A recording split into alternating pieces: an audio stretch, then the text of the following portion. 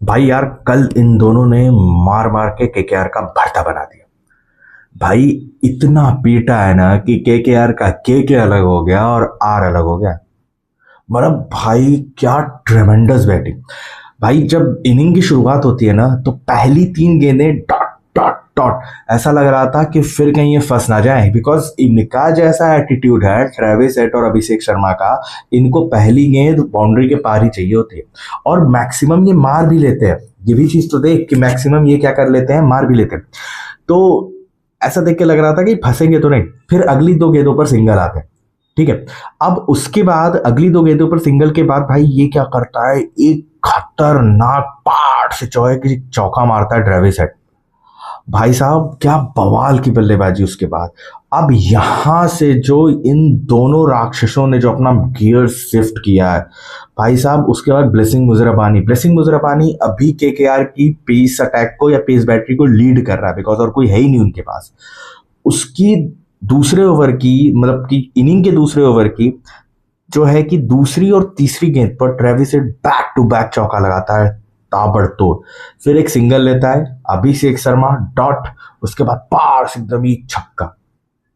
भाई इसके बाद अभिषेक शर्मा को देख करके लग रहा था अभिषेक शर्मा थोड़ा सा शांत हो जाता है। उसके बाद जो है कि ट्रेविस हेड ताबड़तोड़ जो है कि रन बनाना शुरू करता है, एग्रेसर की भूमिका निभाता है। भाई इसमें सबसे बड़ी हाईलाइट क्या है पता? वरुण चक्रवर्ती का ओवर। ट्रेविस हेड मार पीट करके ये 8-10 रन पे करीब में खेल रहा था, अगर मैं गलत नहीं हूं तो आपका अभिषेक शर्मा, और ट्रेविस हेड 25, 30, 35 ऐसे चला गया था। ठीक है।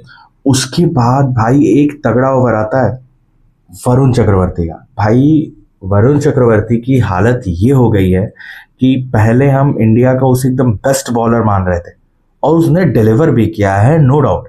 पता नहीं उसे किसकी नजर लगी है कि भाई जो है कि जो आ रहा है वो उसको बजा के चला जा रहा है। हाँ, मतलब हद है यार। अभिषेक शर्मा ने वरुण चक्रवर्ती की एक ओवर में 6, पहली बॉल पर 6, तीसरी बॉल पर 6, चौथे बॉल पर 4, पांचवी बॉल वाइड, अरे पांचवी बॉल वाइड ऑब्वियसली, छठी बॉल फोर्थ। ठीक है क्या? अब चूंकि एक वाइड डाली थी, एक एक्स्ट्रा बॉल डालनी हुई, उस पर भी एक चौका। भाई साहब एक ओवर में 25 रन। तुरंत इसी ओवर के बाद ट्रेविस हेड के साथ कंधे से कंधा मिला करके चलने लगा अभिषेक शर्मा। वरना वो पहले 10-12 रन पे था और ट्रेविस हेड कूद काद करके भाई 25, 30, 35 रन के करीब पहुंच चुका था। लेकिन जो मारा है भाई जो है कि वरुण चक्रवर्ती को 25 रन लपेटे उस ओवर। भाई ये मारपीट वाला, सो 85-87 रन पर इनका पहला विकेट गिरता है और वो जाता है हमारा ट्रेविस हेड। भाई उसके बाद ईशान किशन आता है। उसने भी 16-17 रन की पारी खेली है, बहुत बड़ी पारी उसने भी नहीं खेली, लेकिन भाई वो भी उसी इंटेंट के साथ आया था कि मैं उड़ा के रखूंगा, देखा जाएगा जो होगा। भाई ईशान किशन ने भी 9 गेंद पे 14 रन मारे हैं, 3 चौके मारे हैं, वो भी मारपीट वाले मूड में ही आया था। फिर उसके बाद भाई जो है कि हेनरिक क्लासन ने भी अच्छी जो है कि बल्लेबाजी की। इफ आई हैव टू से हेनरी क्लासन ने भी अर्धशतक लगाया। तो मेन रहा क्या कि ये टीम पूरा इस मूड से ही आई थी कि अपन एकदम मारपीट मचाते हुए चलेंगे ताबड़तोड़, ठीक है, बिना रुके। तो इस मूड से आया, ये सक्सेसफुल भी हुए। एक टाइम पर ये लग रहा था कि ये इजीली 240-250 के करीब पे पहुंच जाएंगे, बट बीच में एक फेज आता है जहां विकेटें बहुत ज्यादा गिर जाती है। उस फेज की वजह से if I am not wrong 25-26 गेंदें ऐसी थी जिसके अंदर कोई बाउंड्री ही नहीं आती। तो इस वजह से जो है कि ये थोड़ा मोमेंटम इनका स्लो होता है। नहीं तो ये कहते ये थ्रू थे, ये मार देते भाई। इन्होंने गला मरोड़ देना था केकेआर का। तो ये आए और इन्होंने ताबड़तोड़ बल्लेबाजी शुरू की। लास्ट का एक फेज जो है कि हुए थोड़े गड़बड़, वरना इन्होंने बहुत तगड़ी बल्लेबाजी की। लास्ट में आते आते हेनरिक क्लासन, ऊपर से ये तबाही मचा के जा चुके हैं ऊपर के तीनों। चौथे नंबर पे आता है हेनरिक क्लासन ने क्या किया, 35 गेंदों के अंदर, कितने भाई, 35 गेंदों के अंदर 52 रन लपेटे, 4 चौका 1 छक्का। और लास्ट में इसने अपना ये आई गेस 20th और 19th ओवर के करीब में हेनरिक क्लासन आउट हुआ, जब ऑलमोस्ट मामला सेट था। 215-20 के करीब में जो है कि टीम जा चुकी। अभी हेनरी क्लासन पर ही मामला शांत नहीं होता, उसके बाद अनिकेत वर्मा आता है। अनिकेत वर्मा को बहुत जल्दी लपेट दिया जाता है। यही वो फेज था जिसमें कि आई गेस रन नहीं बने थे, अनिकेत वर्मा जब आउट हो उसी के आसपास, ठीक है। नीतीश कुमार रेड्डी ने भी भाई 24 गेंद में 39 रन बनाए हैं, 4 चौके और 1 छक्के, ऑलमोस्ट 162 की स्ट्राइक रेट से। बहुत मतलब कि एक तरीके से पूरी फायर पावर, जो अपन बोलते हैं ना कि यार एसआरएच की बैटिंग मतलब कि एकदम पावर हाउस बैटिंग। अगर बैटिंग ने अपनी बॉलिंग को एक्स्ट्रा कुशन दिया तो ये टीम जीतेगी। अगर इन्होंने एक्स्ट्रा कुशन अपनी बॉलिंग को नहीं दिया तो फिर ये फंसेंगे, क्योंकि बॉलिंग उतनी अच्छी नहीं है, एक बैलेंस क्रिएट नहीं होता है। जिसमें हमने पहले भी बात किया था कि एक बैलेंस क्रिएट नहीं होता है, आपकी बैटिंग और बॉलिंग के बीच में जो बैलेंस चाहिए होता है वो बैलेंस क्रिएट नहीं हो रहा है। सो ये था भाई, ये सब मारपीट तबाही मचाते मचाते ये 226 पे 8 का जो है कि इनको टारगेट देते हैं केकेआर को।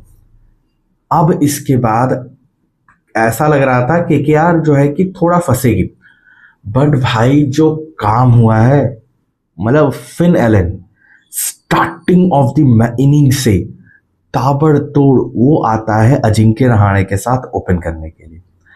7 गेंदों में तगड़े 28 रन, 4 चौके 2 छक्के। कहीं ये बंदा 2-3-4 ओवर और टिक जाता या पूरा पावर प्ले खेल करके जाता तो वो जो एडेड कुशन की हम बात कर रहे थे ना कि अपने गेंदबाजों को, एसआरएच को हमेशा एक एक्स्ट्रा कुशन दे करके चलना पड़ेगा ताकि वो फाइट दिखा पाए, तो वो कुशन ये बंदा खा जाता। इसने लपेट दे रहा था वो कुशन।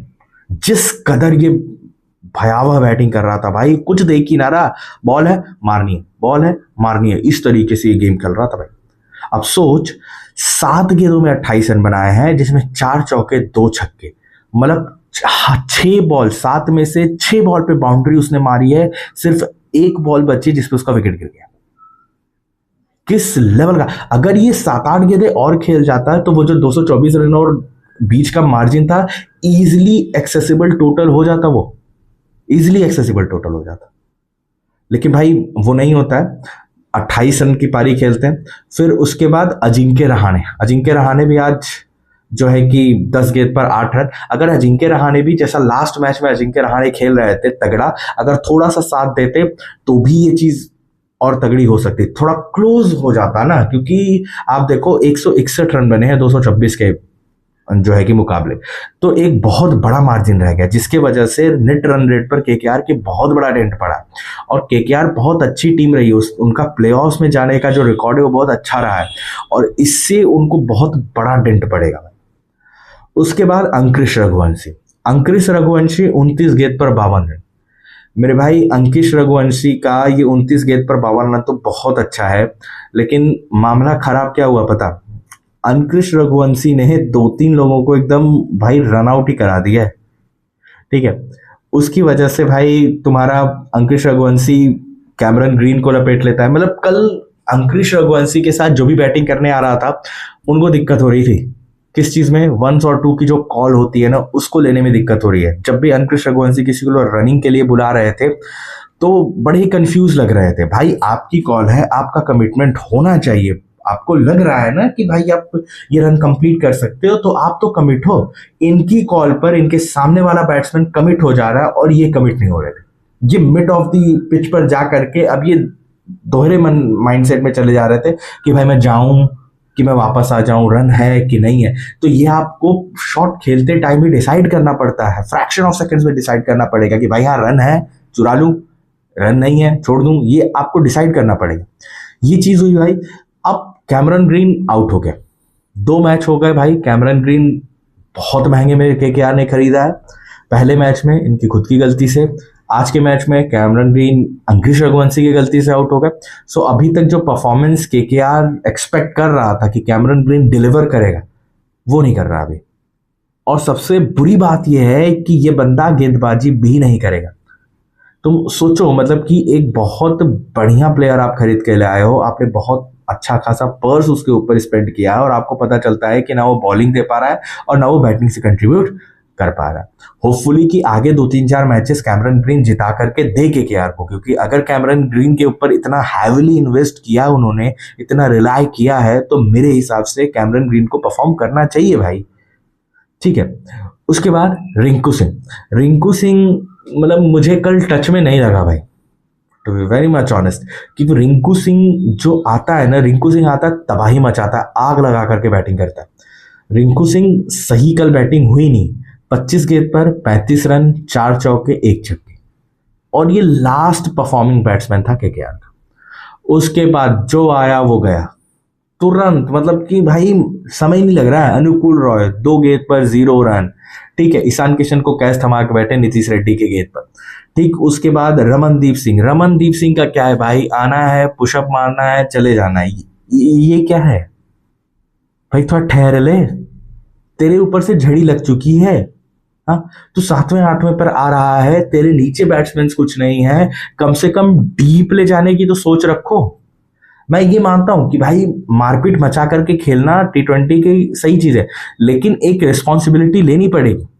मारपीट मचा करके खेलने की जो लाइसेंस है वो आपके सिर्फ ओपनर्स के पास होने चाहिए, या 1-2-3 के पास होने चाहिए, कि भाई कुछ भी हो, कैसी भी सिचुएशन हो, नीचे कोई भी हो, हम क्या करेंगे, हम ऊपर से एकदम तड़ी दे करके खेलेंगे, ताकि हम अपनी टीम को एक ऐसा क्विक स्टार्ट दे सके, ताकि वो जो डिफरेंस होता है बीच में ना, कि एक्स्ट्रा रन बना दिए किसी टीम ने, उसको सप्रेस करके अपने रेंज में ला सके।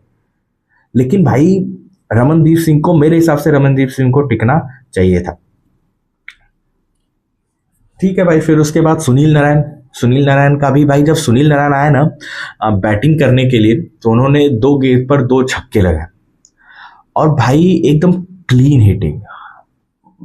मैं एक चीज यहां ऐड करना चाहूंगा कि जो गौतम गंभीर का फॉर्मूला था कि भाई आप सुनील नारायण को ओपनिंग कराते थे, मुझे लगता है केकेआर को उस फॉर्मूले पर वापस जाना चाहिए, क्योंकि अजिंक्य रहाणे जिस कैलिबर का बैट्समैन है, वो अगर तीसरे नंबर पर भी आएगा तो वो उसी तरीके का परफॉर्म करेगा, ठीक है। बट अगर आप सुनील नारायण और फिन एलन को ऊपर भेज दें और जाकर के लाइसेंस दे दें कि आप मारिए, तो मैं आपको बता रहा हूं कि फिन एलन और आपके नारायण में से जो भी अगर चलेगा ना, उसने तड़ी दे करके रखनी है, उड़ा के रख देना है।